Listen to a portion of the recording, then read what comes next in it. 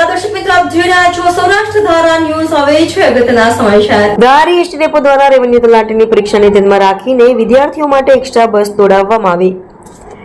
Amreli ST વિભાગ દ્વારા revenue તલાટીની પરીક્ષાને ધ્યાનમાં રાખી વિદ્યાર્થીઓ માટે એક્સ્ટ્રા બસ દોડાવવામાં આવી. તૈયારીઓ કરી અમરેલી જિલ્લા વિભાગીય નિયામક અતુલ સોલંકીની સૂચના મુજબ એસટી ડેપો મેનેજર MM દાદુના માર્ગદર્શન હેઠળ 4 સપ્ટેમ્બરને રવિવારના રોજ રેવન્યુ તલાટીની પરીક્ષાને ધ્યાનમાં રાખી વિદ્યાર્થીઓને કોઈ મુશ્કેલી ન પડે તે માટે વધારાની એક્સ્ટ્રા બસો દોડાવવામાં આવશે અને એક્સ્ટ્રા બસનું એડવાન્સ બુકિંગ પણ શરૂ કરવામાં આવ્યું.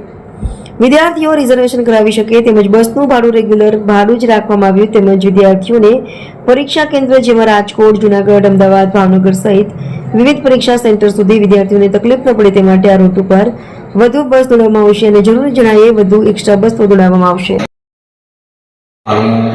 અમરુભાઈ માંજરિયા હાલ ધારી એસટી ડેપો ખાતે વહીવટી સ્ટાફનો ફરજ બજાવું છું, જેમાં ધારી એસટી ડેપો દ્વારા રેવન્યુ તલાટીની પરીક્ષા હોય. વિદ્યાર્થીઓ બહોળી સંખ્યામાં ધારી એસટી ડેપોમાં આવવાના હોય તેમના માટે આપણે એક્સ્ટ્રા બસ દોડાવવાનું આયોજન કરવામાં આવેલ છે.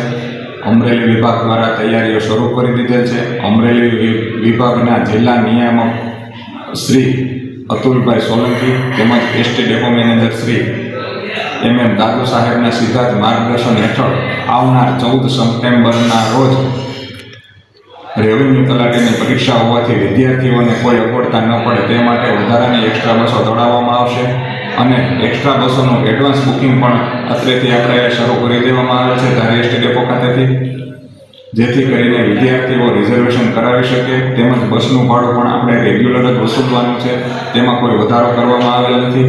આ ઉપરાંત વિદ્યાર્થીઓના પરીક્ષા કેન્દ્ર રાજકોટ, જૂનાગઢ, અમદાવાદ, ભાવનગર જેવા શહેરોમાં હોવાથી વિદ્યાર્થીઓને તકલીફ ન પડે તે માટે આ રૂટ ઉપર વધુ બસો દોડાવવામાં આવશે. જરૂર જણાયે એક્સ્ટ્રા સંચાલન વધારે હાથ ધરવામાં આવશે, જેથી કરીને વિદ્યાર્થીઓ સુખથી શાંતિથી પોતાની પરીક્ષાના સ્થળે પહોંચી શકે અને પોતે પરીક્ષામાં પાસ થઈ શકે.